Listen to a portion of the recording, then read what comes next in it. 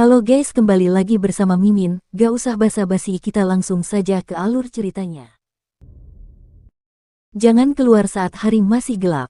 Frasa ini telah beredar di desa lansia cacat selama bertahun-tahun, tetapi kapan tepatnya hal itu mulai terjadi tidak pernah diketahui. Meskipun demikian, kebenaran frasa ini tidak pernah diragukan. Di desa lansia cacat, nenek Si mulai merasa cemas saat ia melihat matahari terbenam perlahan-lahan bersembunyi di balik pegunungan. Saat matahari terbenam, sinar terakhirnya menghilang, tiba-tiba meninggalkan seluruh dunia dalam keheningan total. Tidak ada suara yang terdengar. Satu-satunya hal yang dapat dilihat adalah kegelapan yang perlahan mendekat dari barat, menelan setiap gunung, sungai, dan pohon yang dilaluinya sebelum akhirnya tiba di desa lansia cacat dan menelannya. 4 patung batu kuno telah didirikan di keempat sudut desa lansia cacat. Patung-patung ini sangat tua dan berbintik-bintik sehingga bahkan nenek Si tidak tahu siapa yang memahatnya atau kapan patung-patung itu dibangun di sana. Saat hari mulai gelap, keempat patung itu memancarkan cahaya redup di tengah kegelapan. Melihat patung-patung itu menyala seperti biasa, nenek Si dan para tetua desa lainnya menghela napas lega. Kegelapan di luar mulai bertambah pekat dan pekat, tetapi dengan cahaya patung-patung itu, perkampungan lansia cacat masih dianggap aman. Tiba-tiba, telinga nenek Si berkedut saat dia berteriak kaget. "Semuanya, dengarkan, ada anak kecil menangis di luar." Di sampingnya, Matua menggelengkan kepalanya dan menjawab, "Tidak mungkin. Kamu pasti mendengar sesuatu, benar-benar ada bayi yang menangis." Kecuali tunarungu, para lansia lainnya saling berpandangan saat mendengar suara tangisan bayi bergema di kegelapan dari luar desa. Bagaimana mungkin ada bayi di dekat situ sementara desa lansia cacat terletak di daerah terpencil seperti itu? "Saya akan pergi melihatnya." Nenek Si menjadi bersemangat saat ia berjingkat-jingkat lalu berlari ke sisi salah satu patung di desa. Nenek Ma segera bergegas juga. "Apakah kau sudah gila, Nenek Si? Meninggalkan desa saat hari masih gelap berarti kematian. Makhluk-makhluk di kegelapan takut pada patung batu itu. Aku tidak akan mati secepat itu jika aku membawa patung ini keluar dari desa." Nenek Si membungkuk saat mencoba membawa patung batu itu. Namun, karena dia bungkuk, dia tidak mampu membawanya di punggungnya. Matua menggelengkan kepalanya. "Biar aku saja. Aku akan membantumu membawa patung itu." Orang tua lain di sampingnya berjalan terpincang-pincang dan berkata, "Nyonya tua, Anda tidak akan mampu membawa patung batu itu lama-lama hanya dengan lengan Anda yang tersisa. Dengan kedua lengan saya yang masih utuh, akan lebih baik jika saya yang melakukannya." Matua hanya menatapnya. "Apa kau masih bisa berjalan dengan kakimu yang lumpuh, dasar orang cacat? Aku mungkin hanya punya satu tangan, tapi aku punya lebih dari cukup kekuatan." Dia menstabilkan pijakannya sambil membawa patung batu yang sangat berat itu dengan satu-satunya lengannya. "Wanita tua Si, ayo pergi. Berhentilah memanggilku wanita tua," terkutuk asteris. Si cacat, si bisu, dan yang lainnya harus ekstra waspada. Karena desa ini akan kekurangan satu patung batu, pastikan untuk tidak membiarkan makhluk-makhluk dalam kegelapan itu masuk. Saat Matua dan nenek Si berjalan keluar dari desa lansia cacat, benda-benda aneh dan tak dikenal melayang di kegelapan di sekitar mereka. Namun, saat patung batu itu bersinar dengan sinar cahaya, mereka semua menjerit aneh dan mundur kembali ke dalam kegelapan. Setelah mengikuti tangisan bayi itu sejauh beberapa ratus langkah, Matua dan nenek Si melangkah maju dan tiba di tepi sungai yang besar. Dari sanalah tangisan bayi itu berasal. Cahaya redup dari patung batu itu tidak mencapai cukup jauh, jadi mereka berdua harus mendengarkan dengan saksama arah asal suara itu, bergerak ke hulu. Setelah puluhan langkah, tangisan itu terdengar di dekatnya. Pada saat yang sama, lengan Matua yang satu-satunya hampir mencapai batasnya. Nenek Si menggunakan matanya yang cerah dan melihat cahaya neon kecil di kejauhan. Cahaya itu berasal dari keranjang yang berhenti di tepi sungai. Dari sanalah tangisan itu berasal. Itu benar-benar anak kecil. Nenek Si melangkah maju untuk mengambil keranjang, tetapi dia terkejut saat menyadari bahwa dia tidak bisa. Di bawah keranjang ada sepasang tangan putih pucat yang membengkak karena air sungai. Tangan-tangan ini menopang keranjang dan anak di dalamnya, mendorongnya sampai ke dasar sungai. "Jangan khawatir, anak itu aman sekarang," kata nenek dengan lembut kepada wanita di bawah air. Seolah-olah mayat perempuan itu mendengar kata-katanya, tangannya mengendur. Dia menghilang ke dalam kegelapan saat dia tersapu oleh sungai. Nenek Si mengangkat keranjang itu, dan di dalamnya ada seorang bayi yang dibungkus kain. Sebuah liontin giok yang memancarkan cahaya neon terletak di atas pakaian itu. Baik cahaya liontin giok maupun cahaya patung batu itu sangat mirip, tetapi cahaya liontin giok itu jauh lebih lemah. Liontin Giok inilah yang telah melindungi anak di dalam keranjang dari gangguan benda-benda dalam kegelapan. Karena cahaya Liontin Giok itu lemah, maka Liontin itu hanya mampu melindungi anak itu dan tidak melindungi wanita itu. Dia laki-laki. Kembali ke desa lansia cacat, semua penduduk desa yang berkumpul sudah tua, lemah, sakit, dan cacat. Nenek Si membuka kain bedong untuk melihat bayi itu, dan sisa-sisa giginya yang layu dan berserakan menyeringai.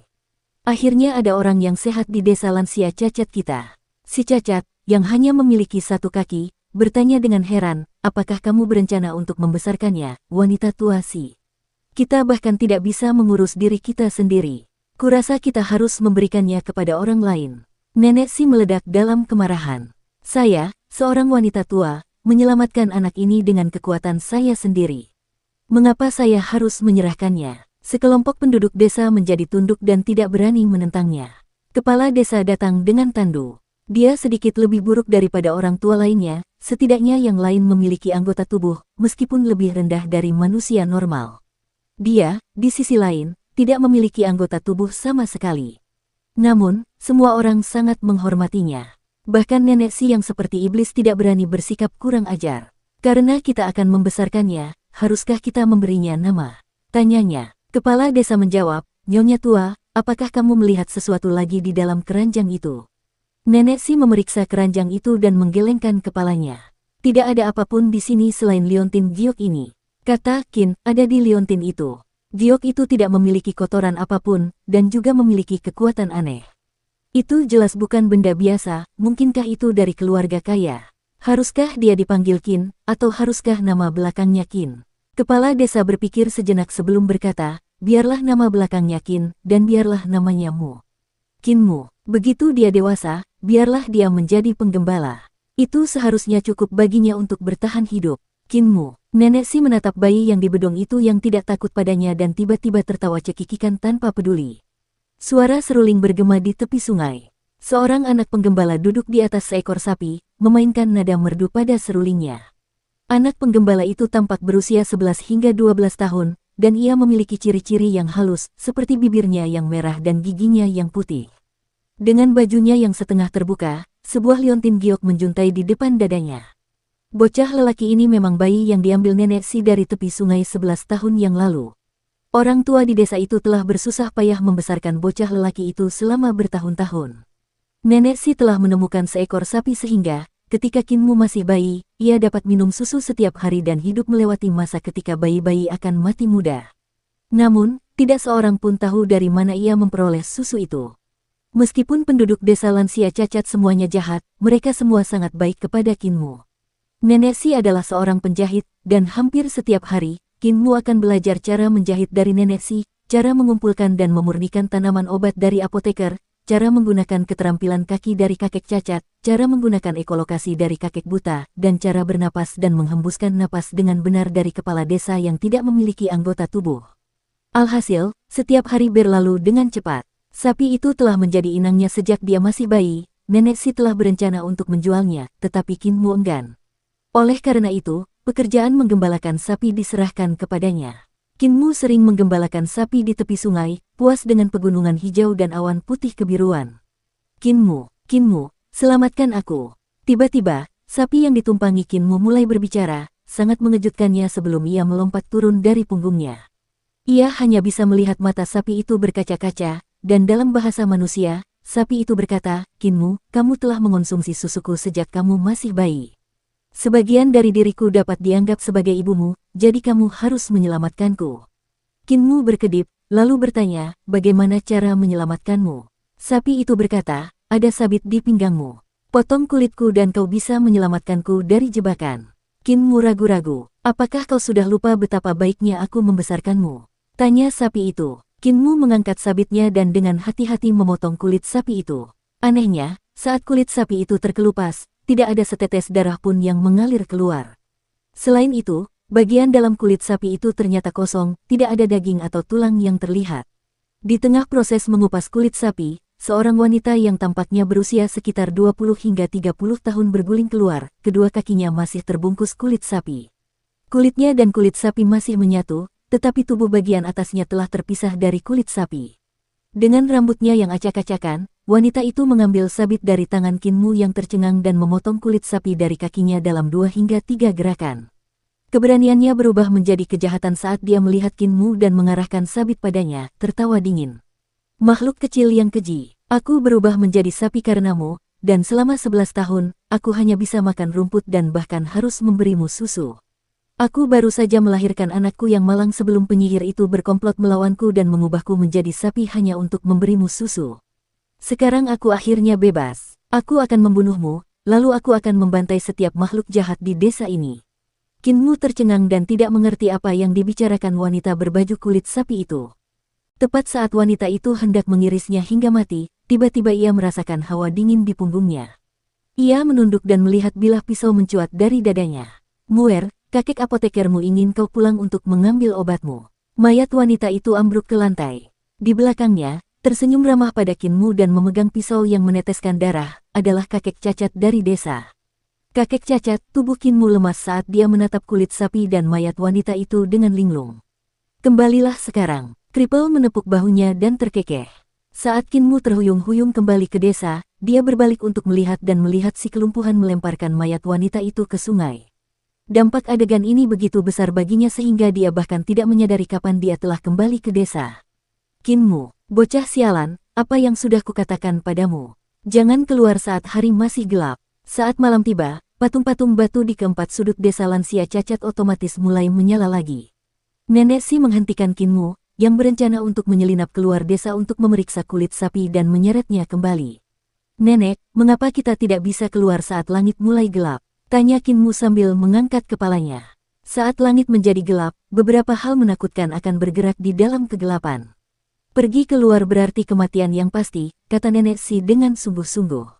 Patung-patung batu di desa melindungi kita, dan hal-hal dalam kegelapan tidak berani memasuki desa. Apakah desa-desa lain juga memiliki patung batu seperti ini? Kinmu bertanya karena penasaran. Nenek Si menganggukkan kepalanya. Namun, dia terus melihat keluar desa dengan ekspresi khawatir, bergumam pada dirinya sendiri, si cacat seharusnya segera kembali, aku seharusnya tidak membiarkan si cacat keluar. Dia hanya memiliki satu kaki yang tersisa. Nenek, ada sesuatu yang aneh terjadi hari ini. Kinmu ragu sejenak sebelum memberitahu Nenek Si tentang wanita yang muncul dari perut sapi. Nenek Si menjawab dengan acuh tak acuh, apakah kamu berbicara tentang wanita itu? Si cacat memberitahu saya tentang itu. Dia menyelesaikannya dengan benar. Ketika kamu disapih pada usia 4 tahun, saya ingin menjual sapi itu, tetapi kamu tidak menginginkannya. Pada akhirnya, saya membiarkanmu merawatnya. Kamu lihat apa yang terjadi. Saya katakan kamu pasti akan memiliki perasaan terhadap sapi itu jika kamu minum susunya sampai kamu berusia 4 tahun. Kinmu tersipu. Usia 4 tahun sudah terlalu terlambat untuk menyapi anak dari susu, tapi itu bukan hal yang penting di sini, kan? Nenek, kakek cacat membunuh wanita itu. Itu pembunuhan yang bagus. Nenek Si tertawa. Dia membuat kesepakatan. Dia pasti sudah meninggal 11 tahun yang lalu. Kalau bukan karena kebutuhan kita untuk merawatmu, apakah dia bisa hidup sampai hari ini? Kinmu tidak tahu apa yang dia bicarakan. Nenek Si meliriknya dan berkata, wanita itu adalah istri penguasa kota naga perbatasan yang terletak ribuan mil jauhnya. Penguasa kota naga perbatasan itu cabul, dan wanita itu mudah cemburu. Penguasa kota naga perbatasan suka pergi keluar untuk menggoda dan menculik gadis-gadis dari keluarga terhormat. Setiap kali penguasa kota naga perbatasan menodai kesucian seorang gadis, istrinya akan mengirim anak buahnya untuk memukuli gadis itu sampai mati. Awalnya aku menyelinap ke kota naga perbatasan dengan rencana untuk membunuhnya, tetapi ketika aku melihat bahwa dia baru saja melahirkan seorang anak yang baru berusia 3 bulan dan melihat bahwa dia memiliki susu yang kamu butuhkan, aku mengubahnya menjadi seekor sapi. Aku tidak menyangka bahwa wanita ini benar-benar akan berhasil melepaskan diri dari segel, berbicara, dan hampir menyakitimu. Kinmu sangat terkejut dan berteriak, Nenek, bagaimana caranya nenek mengubah manusia menjadi sapi? Nenek Si terkekeh, memperlihatkan giginya yang keriput. Kau ingin belajar? Aku akan mengajarimu. Oh, si cacat kembali. Kinmu menoleh dan melihat si cacat terlatih-tatih mundur, memegang tongkat dengan satu tangan dan menggendong seekor binatang di punggungnya dengan tangan lainnya. Kegelapan datang membanjiri desa seperti air pasang yang mengamuk, menyebabkan Nenek Si berteriak dengan cemas, cepatlah bergerak, si cacat terkutuk. Cepat, apa terburu-buru? Si cacat terus berjalan menuju desa dengan langkah yang mantap, dan tepat pada saat ia memasuki desa, kegelapan pekat membanjiri seluruh desa.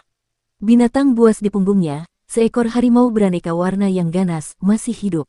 Kegelapan menyentuh ekornya, dan tiba-tiba ia melolong kesakitan. Kinmu bergegas ke belakangnya untuk melihat bahwa satu-satunya yang tersisa dari ekor harimau itu hanyalah tulang. Semua kulit, bulu, dan daging ekornya telah lenyap seolah-olah ada sesuatu yang telah mengunyah semuanya. Kinmu menatap kegelapan di luar desa, rasa ingin tahunya terusik, tidak dapat melihat apapun dalam kegelapan pekat. Apa yang ada di dalam kegelapan itu? Pikirnya. Asteris Silao Taipo, wanita tua si adalah plesetan dari Silao Taipo, wanita tua terkutuk. Nenek si tersenyum sambil menarik Kinmu masuk ke desa dengan gembira. Berhentilah melihat keluar sana dan kemarilah. Cepat, hari ini adalah hari besarmu. Kepala desa, nyonya tua, semuanya, keluarlah. Api unggun menerangi desa. Saat kepala desa sekali lagi dibawa dengan tandu, ia bertanya dengan sungguh-sungguh, apakah keempat roh itu telah ditemukan? Semuanya sudah ditemukan. Pautma yang berlengan satu menyeret seekor ular hijau giok besar yang panjangnya puluhan meter. Ular itu berbau darah, tetapi masih hidup. Meskipun begitu, ular itu tidak bisa bergerak di bawah cengkeraman satu tangan Pautma. Pada saat yang sama, si pandai besi mute datang sambil membawa seekor burung besar yang sedikit lebih besar darinya. Kedua sayap dan kaki burung itu terikat, dan setiap kali ia mencoba melawan, percikan api memantul dari bulunya. Suara berderak yang ditimbulkan oleh perlawanannya itu sangat mengerikan. Blaine kemudian membawa seekor kura-kura raksasa yang jauh lebih besar dari meja. Hanya Tuhan yang tahu berapa lama kura-kura raksasa ini hidup, karena bahkan cangkangnya telah berubah menjadi emas seiring bertambahnya usia. Keempat anggota tubuh binatang itu tersembunyi di dalam cangkangnya. Sebuah cakar akan diam-diam menjulur keluar dari waktu ke waktu, dan pada suatu saat, Kinmu melihat uap keluar dari bawahnya. Uap itu tampak cukup kuat untuk mengangkat kura-kura emas itu dan membantunya melarikan diri. Satu-satunya alasan mengapa kura-kura tidak dapat melakukan hal itu adalah karena Blaine memiliki kait yang menusuk hidungnya. Naga hijau, harimau putih, burung merah, dan kura-kura hitam, meskipun kita belum dapat menemukan darah keempat roh ini, kita masih dapat memurnikan beberapa dengan menggunakan ular naga hijau, harimau tulang besi, burung petir, dan kura-kura emas sebagai penggantinya. Itu sudah cukup. Kepala desa mengangguk kepada tukang daging desa. Tukang daging menyeringai dan menggunakan tangan dan lengannya untuk bergerak maju. Dia adalah seorang pria yang hanya memiliki separuh tubuh bagian atas yang tersisa. Setiap bagian di bawah pinggangnya telah dipotong dengan rapi.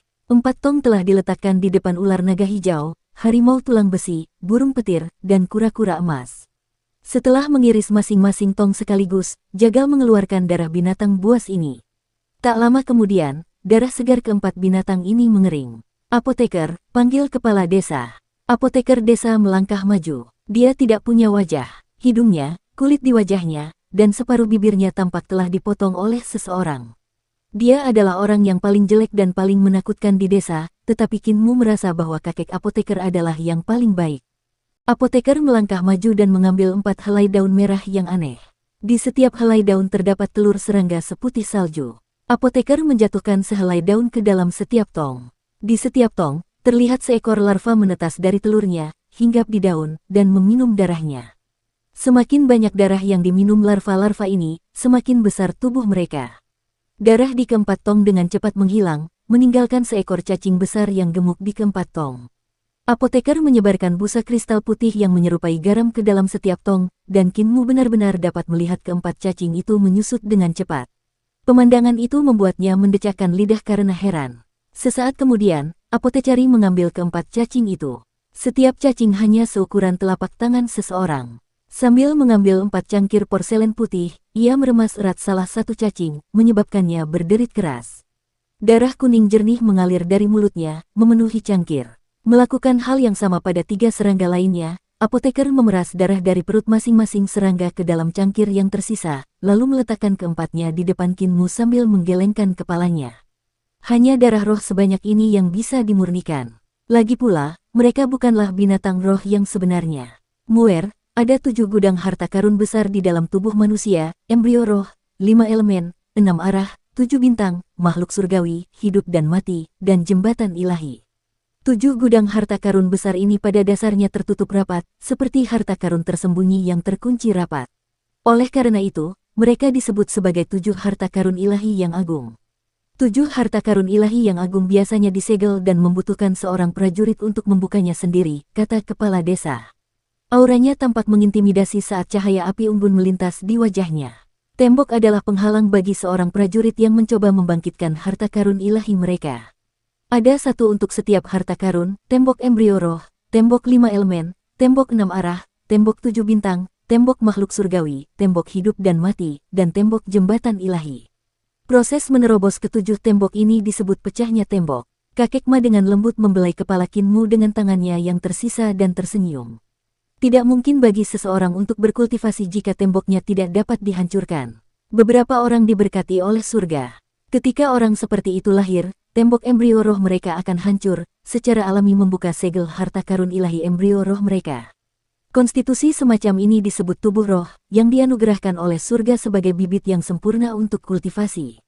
Orang-orang dengan tubuh roh memiliki bakat yang lebih unggul daripada orang normal, yang memungkinkan mereka untuk berkultivasi 2 kali lebih cepat. Ada 4 elemen untuk embrio roh, yang berarti ada juga 4 jenis tubuh roh naga hijau, tubuh roh harimau putih, tubuh roh burung merah, dan tubuh roh kura-kura hitam. Darah dari keempat roh ini diperlukan untuk memeriksa apakah seseorang memiliki tubuh roh. Jika kamu memiliki tubuh roh naga hijau, kamu akan membangkitkan ki naga hijau setelah meminum darah roh naga hijau, sama seperti tetua Ma, kata apoteker. Old Ma yang berlengan satu membuka kancing kemejanya dan melepaskannya, lalu berdiri tanpa atasan di depan Qin Mu. Dia memunggungi Qin Mu sebelum berteriak keras. Qin Mu segera melihat ki hijau muncul dari punggung Ma tua. Dari tulang ekornya hingga bagian belakang kepalanya, ki hijau perlahan membentuk naga hijau. Saat sisik, janggut, dan rambut naga muncul, cakar naga memanjangkan satu-satunya lengan Ma tua sementara 2 cakar naga lainnya melingkari kakinya. Ini adalah tubuh roh naga hijau. Ma tua berlengan satu mengenakan kembali bajunya.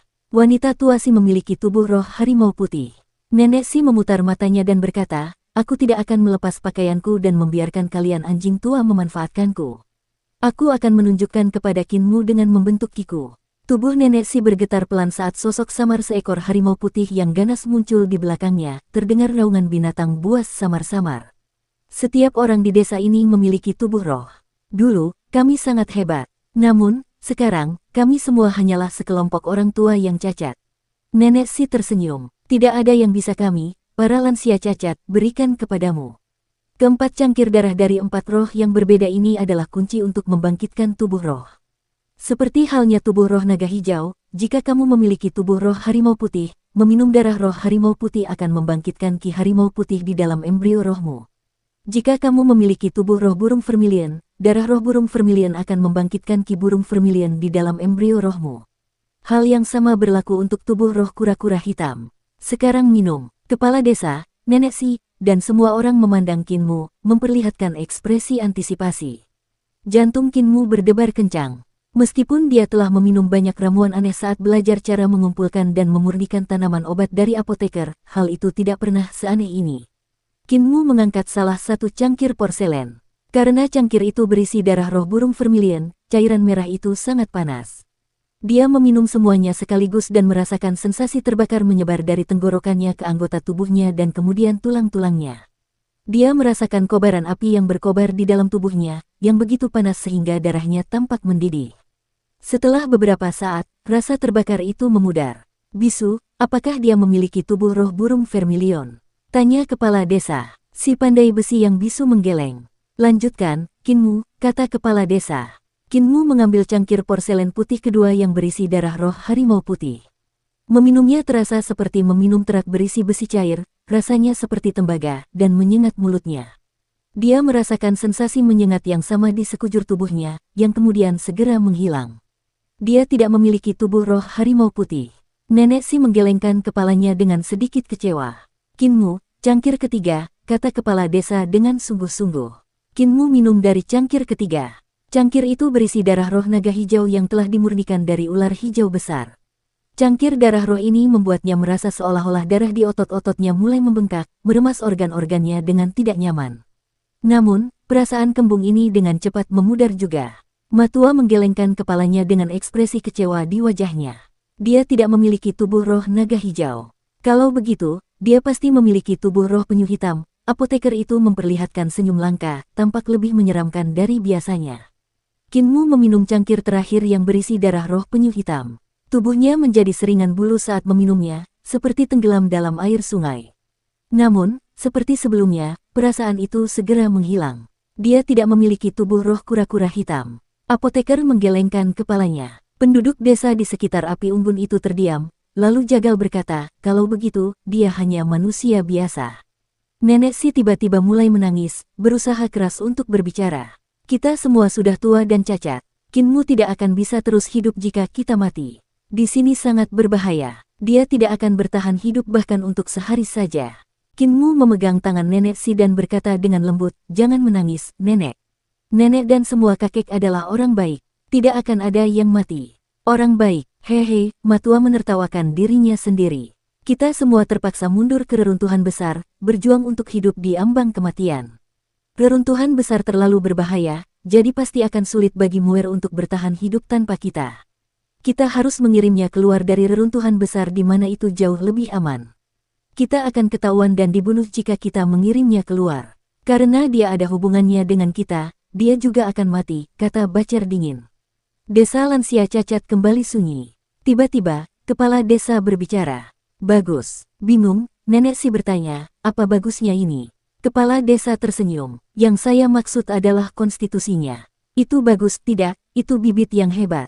Tukang daging, apoteker, dan penduduk desa lainnya menatapnya kosong, tidak dapat memahami mengapa konstitusi Kinmu hebat. Kepala desa tersenyum dan menjelaskan, dugaanku adalah Muir memiliki jenis konstitusi lain, yang menggabungkan kekuatan dari 4 konstitusi besar, tubuh penguasa. Tubuh penguasa, Nenek Si dan yang lainnya memasang ekspresi skeptis. Mereka semua adalah orang-orang yang berpengalaman dan berpengetahuan luas, tetapi mereka belum pernah mendengar tentang tubuh penguasa sebelumnya. Ya, tubuh penguasa. Kepala desa menyeringai. Sulit bagi darah roh biasa untuk membangkitkan tubuh penguasa. Darah dari 4 binatang roh besar harus dikumpulkan agar tubuh penguasa dapat menunjukkan dirinya. Tak satu pun dari 4 binatang roh besar yang tersisa di reruntuhan besar, tetapi seharusnya tidak terlalu sulit untuk menemukan keturunan mereka. Terus tangkap binatang buas dan murnikan darah mereka. Begitu Kinmu minum cukup darah roh, tubuh penguasanya akan terbangun secara alami.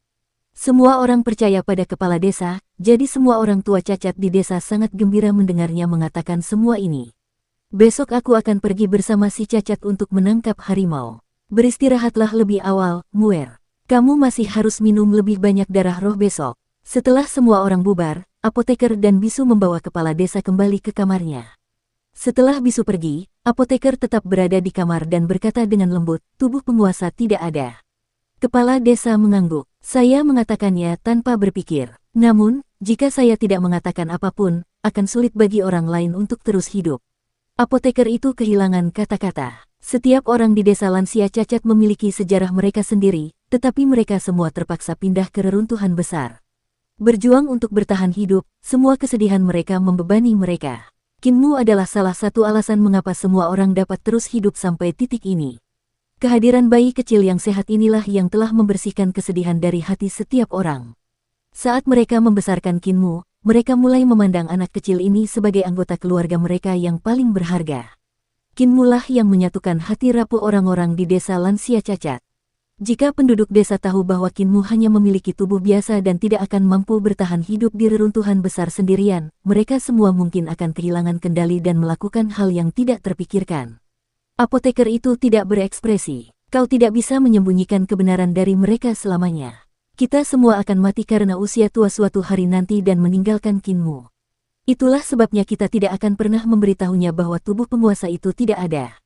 Rahasiakan itu darinya selamanya, kata kepala desa dengan sungguh-sungguh. Biarkan dia percaya bahwa dia memiliki satu-satunya tubuh penguasa.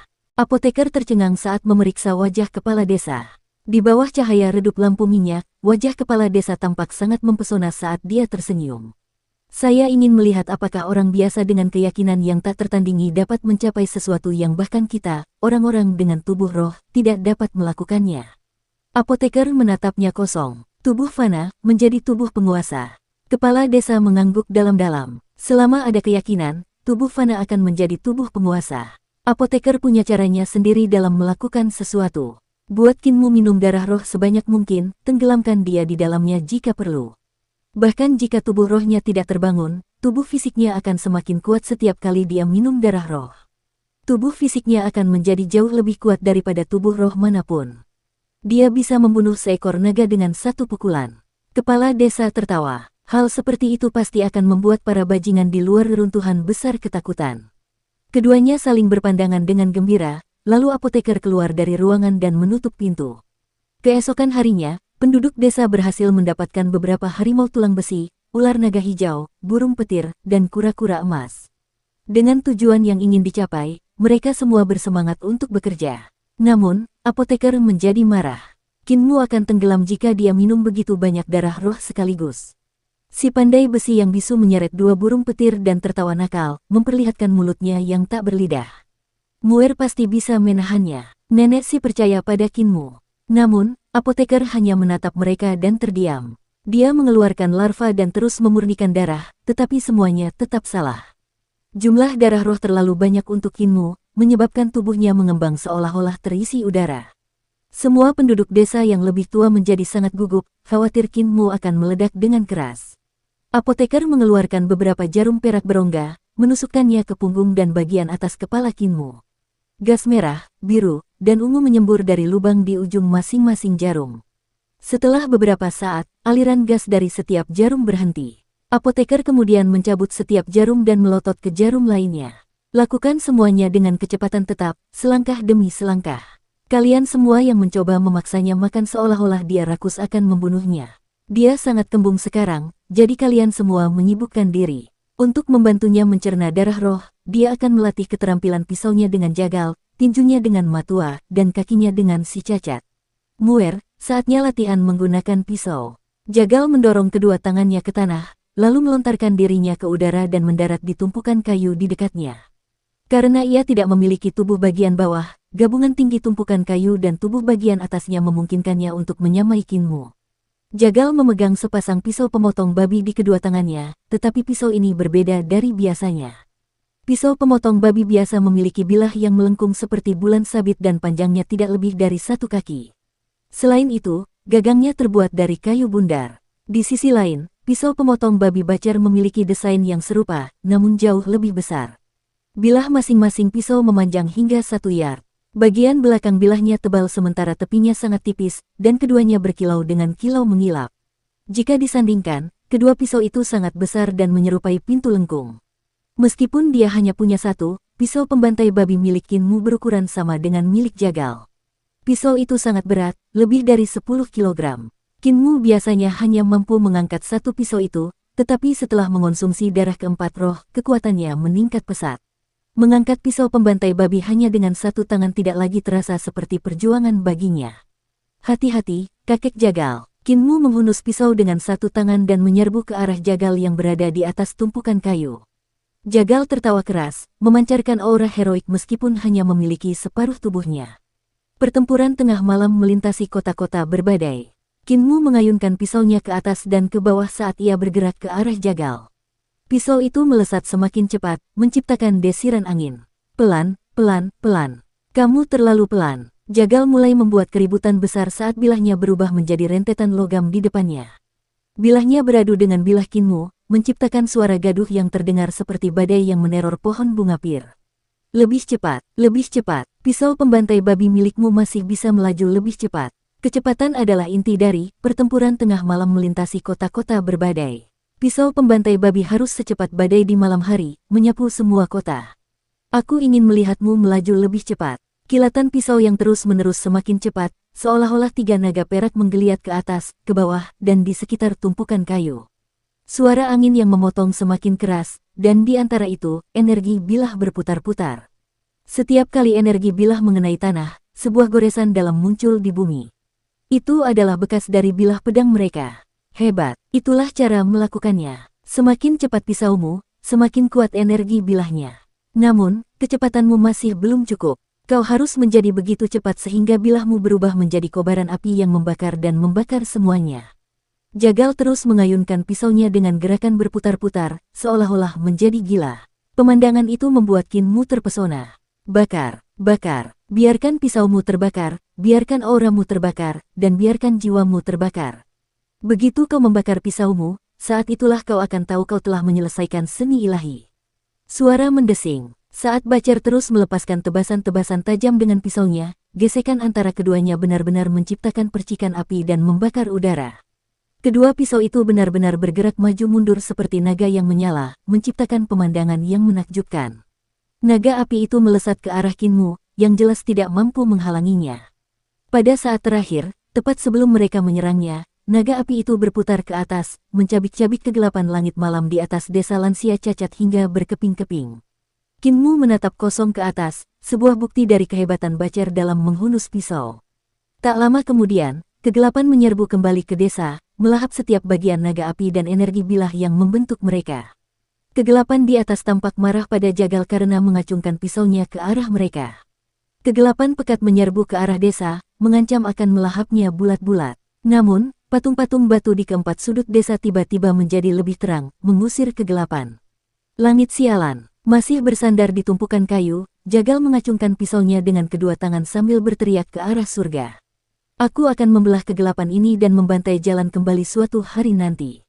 Pinggangku dipotong, bukan kepalaku. Aku mungkin kehilangan kakiku, tetapi aku akan tetap membantai. Kakek Jagal sudah gila lagi. Pisau-pisaunya memang terlalu cepat. Berapa lama lagi aku harus berlatih agar bisa secepat dia dan mengubah keterampilan pisauku menjadi seni yang luar biasa. Kinmu menatap si Jagal yang marah dengan penuh rasa hormat. Kemudian dia meletakkan kembali pisau pembantai babinya dan pergi mencari matua berlengan satu. Sementara gerakan pisau Bacer harus menghasilkan api sebelum dianggap sebagai seni dewa, gerakan tinjuku harus menghasilkan suara guntur sebelum memenuhi syarat sebagai seni dewa. Outma mengepalkan tinjunya, wajahnya tampak serius saat suara berderak keluar dari tulang-tulangnya. Muer, saat kau mampu menahan petir di tanganmu, tinjumu akan mencapai keberhasilan yang paling kecil. Pisau Jagal sangat cepat, tetapi tinjuku meledak dengan kekuatan yang tak tertandingi, melampaui batas suara dan udara. Satu lengan dapat melatih tinju, satu lengan dapat menjadi 1000 lengan, satu lengan dapat menciptakan suara guntur. Ledakan. Ledakan teredam yang menyerupai gemuruh guntur terdengar dari tangan Pak Tuama saat ia meninju udara di depannya. Ledakan. Kinmu tidak dapat memastikan seberapa cepat tinju Outma bergerak saat pria berlengan satu itu melepaskan serangkaian pukulan. Dengan mata telanjangnya, Kinmu hanya dapat melihat bayangan tinju Outma, membuatnya tampak seolah-olah dia memiliki 1000 lengan, bukan hanya satu. Tinju Matua mulai bergerak lebih cepat. Petir menyambar di telapak tangan 1000 orang itu, berderak dan berderak. Guntur juga mengiringi setiap serangan, percikan api beterbangan ke segala arah. Ini adalah Buddha berlengan 1000 dari 8 serangan petir. Selama tinjumu lebih cepat dari kecepatan suara, kau akan mampu mengendalikan suara guntur. Setiap pukulan dan setiap serangan telapak tangan dari seni ilahi ini mampu menghancurkan tubuh dan jiwa lawan, mengirim mereka ke kutukan abadi, dan mencegah mereka bereinkarnasi. Outma mengepalkan tinjunya dan berkata dengan sungguh-sungguh, gunakan 8 jurus petir yang kuajarkan padamu. Serang aku, kendalikan petir dan guntur di tanganmu saat kau menyerang. Kinmu tetap tenang. Kemampuan yang diajarkan kakek Ma dan kakek Jagal kepadanya hari ini berbeda dari biasanya. Terakhir kali dia berlatih dengan salah satu dari mereka, keduanya hanya mengajarkannya keterampilan pisau dan tinju biasa. Kali ini, keduanya menyebutkan istilah yang sama, seni ilahi. Karena ini pertama kalinya ia menemukan istilah itu, Kinmu tidak mengenalnya. Kinmu menggunakan 8 serangan petir untuk menyerang Matua. Meskipun hanya memiliki satu lengan, ia menangkis semua serangan Kinmu dengan mudah. Meskipun Bacer tampak menjadi gila saat berlatih dengan Kinmu, setiap bentrokan di antara mereka berdua telah diperhitungkan dengan tepat sehingga dia tidak akan pernah melukai bocah itu. Tidak seperti Bacer, Outma menyerang tanpa ampun. Setiap kali Kinmu memperlihatkan celah dalam pertahanannya, sebuah pukulan akan mengenainya. Meskipun pukulannya tidak berat, hidung Kinmu tetap berdarah dan bengkak. Outma hanya membiarkan Kinmu beristirahat ketika ia tidak sanggup bertarung lagi. Kaki adalah angin, tanah, dan akar dari semua kekuatan, kata Kripel sambil bersandar pada kruk. Meskipun ia hanya memiliki satu kaki, si cacat adalah orang yang mengajari Kinmu teknik kaki. Kinmu awalnya mengira bahwa kakek cacat adalah orang paling normal di desa. Orang tua itu selalu tersenyum hangat dan selalu merasa dapat diandalkan. Akan tetapi, semenjak si kelumpuhan menikam wanita yang muncul dari balik kulit sapi, dengan senyuman hangat yang sama, Kinmu tidak lagi yakin padanya. Si cacat pandai menyembunyikan belati di balik senyuman. Tak seorang pun tahu apakah senyuman itu asli atau palsu. Kripel tersenyum pada Kinmu. Muer, jagal memuji pisaunya sementara Matua memuji tinjunya. Namun, seni ilahi yang sebenarnya terletak di dalam kaki seseorang. Ketika Anda tidak dapat memotong atau mengalahkan lawan Anda, apa yang Anda lakukan? Anda tentu saja berlari. Tetap hidup adalah yang terpenting. Hidup tidak selalu cerah dan indah. Segala sesuatu bisa salah. Itulah sebabnya tetap hidup juga dapat dianggap sebagai kemenangan. Selama Anda berlari cukup cepat, Anda dapat berlari cepat di dinding, di air, dan bahkan di langit. Segala sesuatu, bahkan api atau udara, menjadi pijakan jika Anda berlari cukup cepat. Saat Anda dapat berlari lebih cepat daripada suara adalah saat Anda akan mencapai tingkat dasar keterampilan kaki yang diperlukan untuk seni ilahi. Ayo, Muer, pakai beban besi ini. Karena teknik kaki kakek cacat begitu cepat sehingga ia mampu berlari menembus langit, siapakah yang memotong kakinya? Tinju kakek Ma begitu kuat, tetapi siapa yang memisahkan lengan kanannya dari tubuhnya? Dan siapa yang bisa lolos dari pisau kakek jagal dan memotongnya menjadi dua?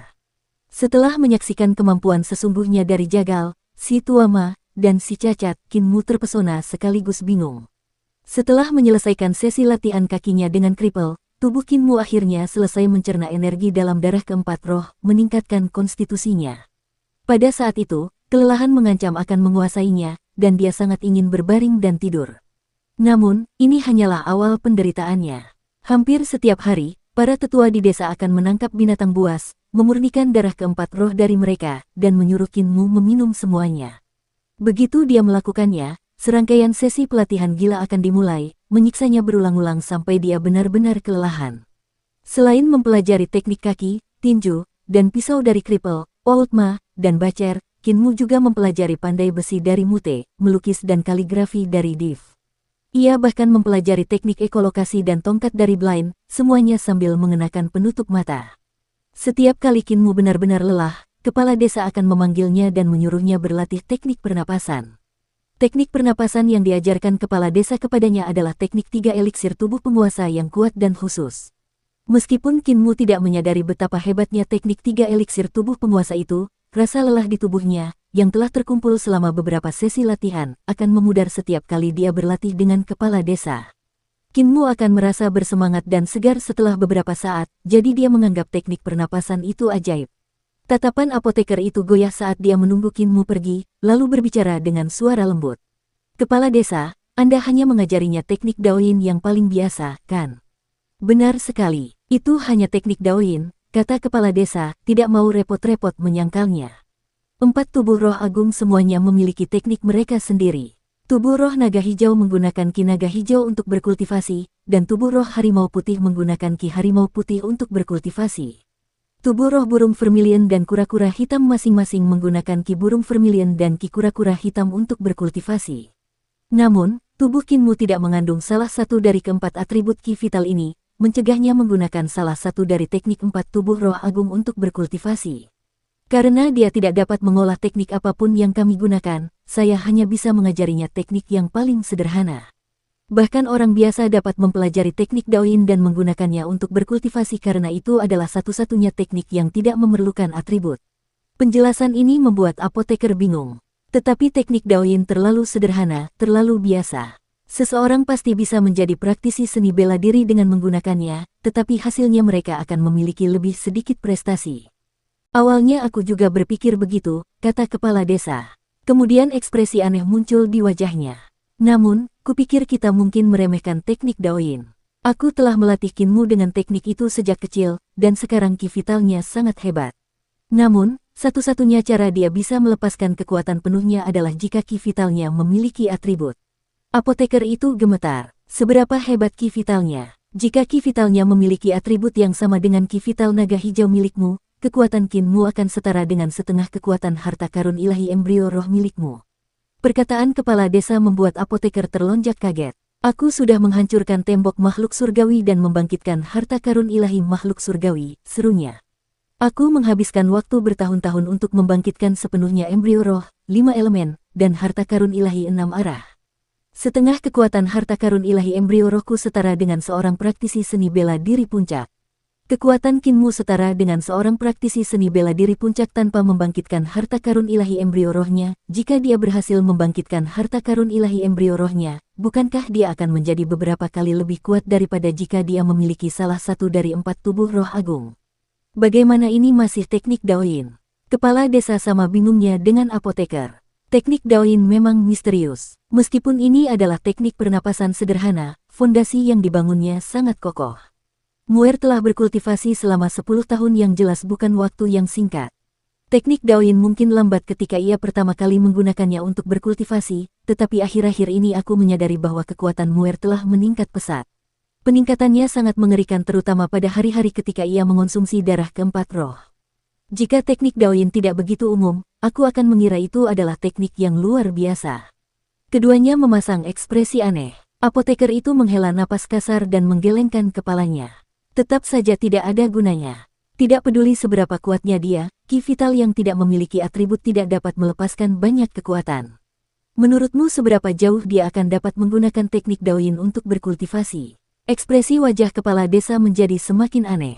Aku tidak tahu. Apoteker mengangguk tanda mengerti. Teknik Daoyin adalah teknik paling dasar yang biasanya digunakan anak-anak untuk membangun fondasi mereka. Begitu seorang anak berusia 10 tahun, fondasi itu akan cukup berkembang untuk menahan dampak darah roh. Setelah memastikan jenis tubuh roh yang dimiliki seorang anak, mereka tidak perlu lagi berkultivasi menggunakan teknik Daoyin. Teknik yang lebih baik akan tersedia setelah seseorang memecahkan salah satu tembok, jadi kemajuan lebih lanjut dengan teknik Daoyin tidak diperlukan lagi. Sedangkan bagi orang biasa yang menggunakan teknik Daoyin untuk berkultivasi, mereka tidak akan pernah memiliki kesempatan untuk meminum darah roh setiap hari seperti yang dilakukan Kinmu. Hanya keluarga yang kuat dan berpengaruh yang mampu menyediakan kemewahan seperti itu, tetapi tidak ada yang akan membuang banyak sumber daya untuk pewaris biasa.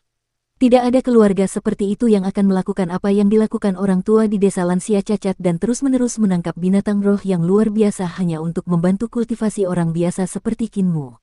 Kepala desa belum pernah mendengar ada orang yang mampu mengolah teknik Daoyin hingga mencapai potensi maksimalnya, apalagi hingga ke tingkat seperti Kinmu saat ini.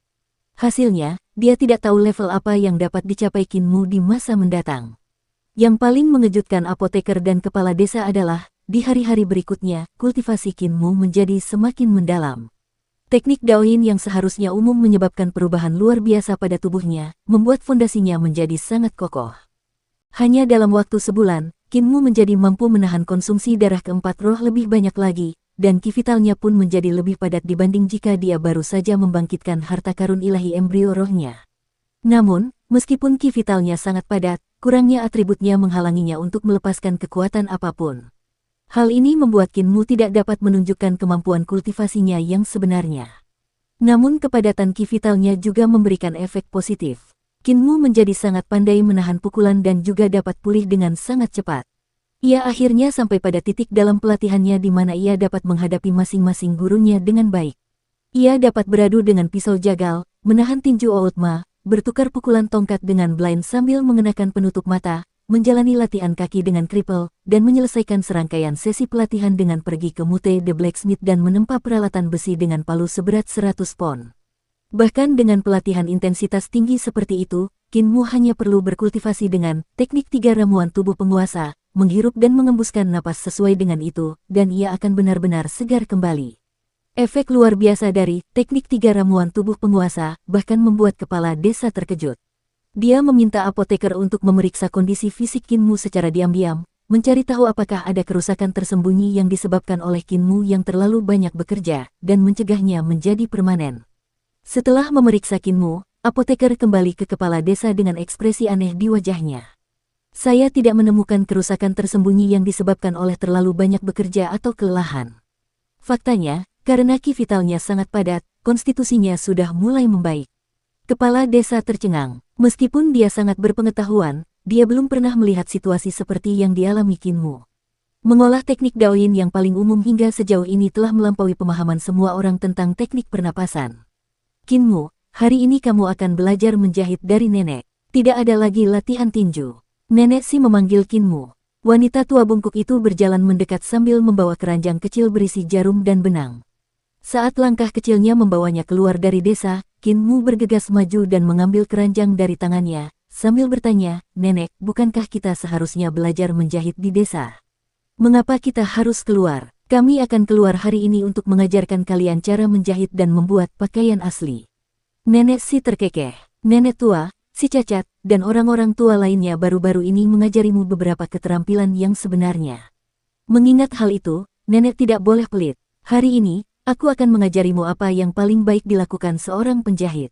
Apa yang paling jago dilakukan seorang penjahit? Kinmu berpikir dengan bingung. Bukankah seorang penjahit hanya menjahit pakaian? Meskipun kebingungan, Kinmu mengikuti nenek si keluar dari desa dan menuju ke sungai. Meskipun nenek si bungkuk, langkah kakinya sangat cepat. Kinmu harus menggunakan sepenuhnya teknik kaki yang diajarkan kripel kepadanya hanya untuk mengimbanginya. Setelah puluhan mil, mereka mencapai daerah perbukitan berumput di kaki gunung.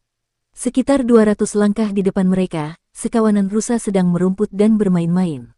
Nenek si mencabut jarum jahit perak dari bola benang di dalam keranjang dan menjentikkannya. Jarum itu menghilang dalam sekejap. Pada saat berikutnya, Kinmu melihat salah satu rusa jatuh ke tanah, rusa lainnya lari ketakutan. Nenek si melangkah maju dan Kinmu mengikutinya. Saat mereka mendekati rusa itu, dia menyadari bahwa rusa itu masih hidup. Namun, jarum nenek si telah menembus ruang di antara alisnya, entah bagaimana mencegahnya bergerak. Lihatlah baik-baik, Muer. Jarum itu telah menembus jiwa surgawi rusa itu. Saat nenek si menyuruh Kinmu mengingat lokasi di mana jarum itu mencuat, dia mengambil jarum lain dan menusukkannya ke tulang ekor rusa itu. Jarum ini telah menusuk ke dalam jiwa bumi, katanya. Dia kemudian mengambil jarum jahit lain dan menusukkannya ke pusar rusa. Jarum ini telah menembus jiwa kehidupan rusa. Selain 3 jiwa ini, ada 7 roh lagi. Roh pertama disebut bangkai anjing, yang terletak di bagian atas kepala. Nenek si mengambil jarum perak lain dan menusukkannya di antara alis rusa di dekat jarum pertama. Roh kedua disebut panah tersembunyi. Panah tersembunyi terletak di ajna, bagian otak. Tapi ingat, mudah untuk membingungkan jiwa surga dengan panah tersembunyi. Kedua jarum mungkin tampak seperti tertusuk di tempat yang sama, tetapi yang satu lebih dalam dari yang lain. Jangan mencampurnya. Roh ketiga, yin burung pipit, terletak di jakun, lanjutnya, sambil menunjuk leher Kinmu. Apakah kamu merasakan lekukan segitiga kecil saat menyentuh lehermu sendiri? Disitulah yin burung pipit tersembunyi. Jarum ini akan menembus yin burung pipit milik rusa. Nenek si bergerak cepat, mengambil jarum demi jarum dan menusukkannya ke berbagai bagian rusa. Roh keempat, pencuri penangkap, berada di sini, di jantung tempat semua darah bertemu. Roh kelima, tidak beracun, juga terletak di pusar. Jangan salah mengira jiwa kehidupan sebagai jiwa tidak beracun. Roh keenam, buang kotoran, berada di perineum, dekat tempat seseorang membuang kotorannya. Roh ketujuh, paru-paru bau, terletak di paru-paru, tempat Anda berpindah antara udara segar dan udara basi. Nenek si selesai menusukkan jarum ke 3 jiwa dan 7 jiwa rusa itu dan berkata, mengikat 3 jiwa dan 7 jiwa adalah langkah terpenting dalam menjahit pakaian yang pantas. Ini disebut pengikatan jiwa. Apakah kamu mengerti, Muer? Setelah kamu mengerti, kita mulai proses menjahitnya. Kinmu tidak mengerti apa hubungan semua ini dengan menjahit, tapi dia tetap tekun menghafal setiap lokasi di luar kepala, lalu berkata, sudah selesai. Nenek si mengambil gunting dari keranjangnya dan mulai menguliti rusa itu, mulai dari bibirnya.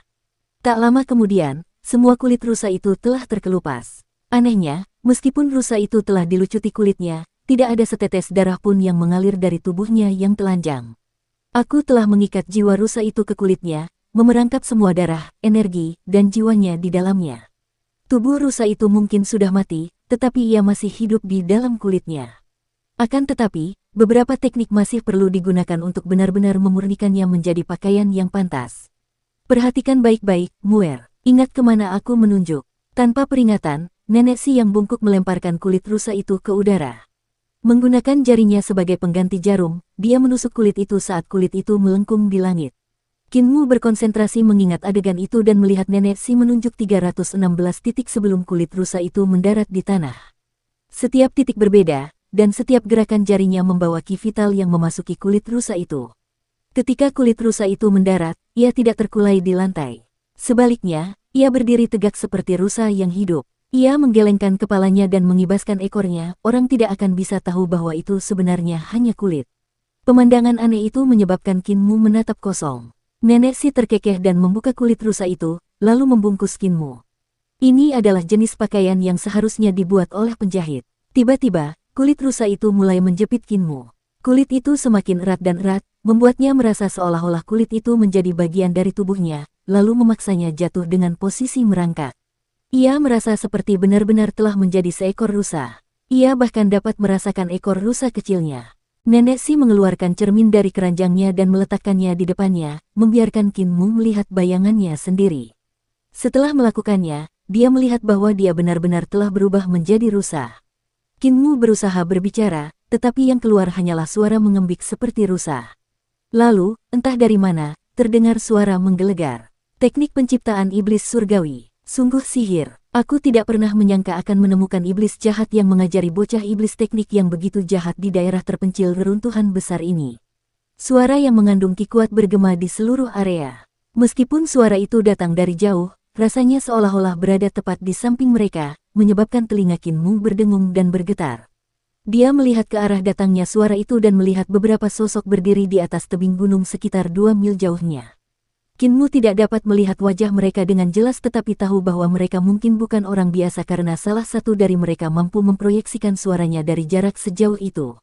Iblis. Siapa yang iblis? Aku hanya orang biasa di tepi sungai, dan rusa kecil ini hanyalah anak sapi yang sedang aku besarkan. Nenek Si menyampirkan keranjangnya di lengannya dan tersenyum. Kemudian dia berbisik, "Muer, lari." Nada bicara Nenek Si yang mendesak membuat Kinmu terkejut. Dia mencoba mengatakan sesuatu, tetapi tidak bisa. Dia tidak ingin pergi karena dia khawatir nenek mungkin dalam bahaya. Kau hanya orang biasa di tepi sungai. Memproyeksikan suaramu kepada kami dengan sangat jelas, dan dengan ki yang begitu kuat, tidak ada wanita tua biasa yang bisa melakukan itu. Sebuah suara tua namun bersemangat bergema dari tebing, lalu tertawa dingin. Tidak mungkin kami, 5 tetua sungai Li, bisa salah tentang teknik penciptaan iblis surgawi. Sebuah keterampilan yang terus berubah, mengupas kulit untuk membuat pakaian. Kau masih ingin menjelaskan ketika kami telah dengan jelas melihat keterampilan yang begitu menyeramkan. Kau pasti sering mengubah manusia menjadi ternak menggunakan teknik penciptaan iblis surgawi, lalu menyeret mereka ke pasar untuk disembelih, ya. Tetua lain di tebing berteriak dengan sungguh-sungguh. Banyak senior sekte kita yang saleh bahkan telah diubah menjadi ternak dan dipaksa merumput selamanya. Setelah melihat metodemu, tidak mungkin kau bisa menipu kami.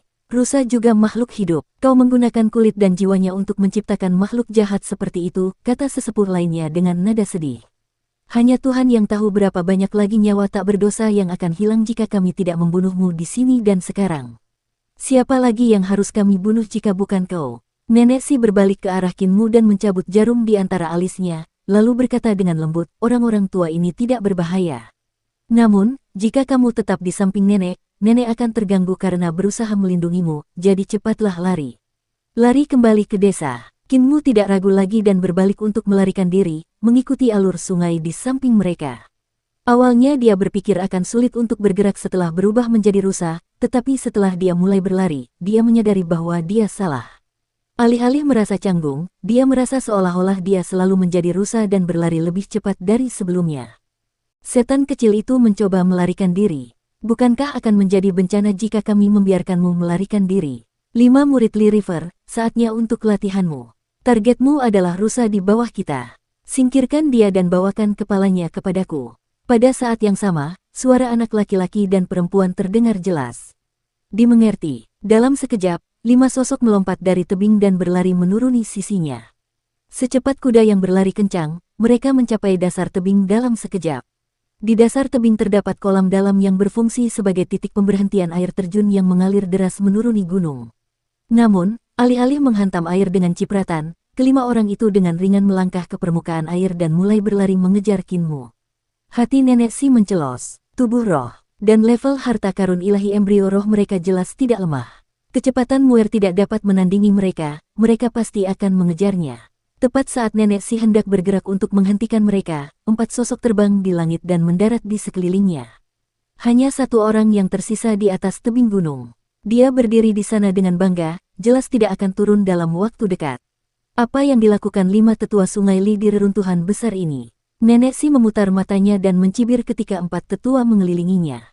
Mengingat betapa berbahayanya reruntuhan besar, apakah kamu tidak takut bahwa diri kalian yang terkenal akan mati di sini?